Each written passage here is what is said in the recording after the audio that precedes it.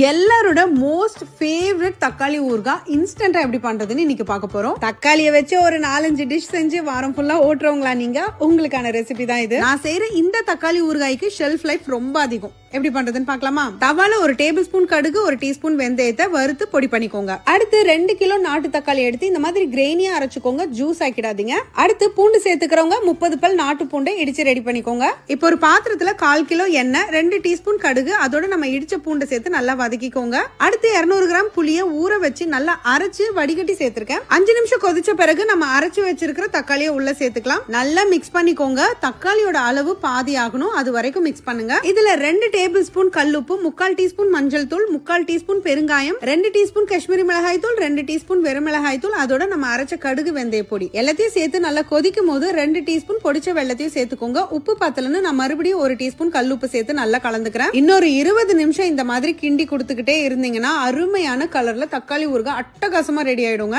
4 தக்காளி எடுத்தீங்கன்னா 10 நிமிஷத்துல நீங்க தக்காளி ஊறுகாய் செஞ்சிடலாம். அதோட வீடியோவும் ஸ்டோரிஸ்ல இருக்கு. குவாண்டிட்டி அதிகமா வேணும்னு நினைக்கிறவங்க இந்த ப்ரொபோர்ஷனை ஃபாலோ பண்ணிக்கோங்க. இது 1/2 கிலோ பாட்டிலுங்க. எனக்கு 3 பாட்டிலுக்கு கிடைச்சது. 3 மாசத்துக்கு தாராளமா வரும். நீங்களும் ட்ரை பண்ணி பாருங்க. டீடைல் வீடியோ யூடியூப்ல போட்டிருக்கேன், லிங்க் ஸ்டோரியில இருக்கு, செக் பண்ணுங்க. அப்படியே மறக்காம ஸ்டவ்வோட சமைக்கும் போது கொஞ்சம் லவ்வோட சமைச்சீங்கன்னா சுமாரா இருக்கிற சமையல் கூட சூப்பரா இருக்கும். எப்படி?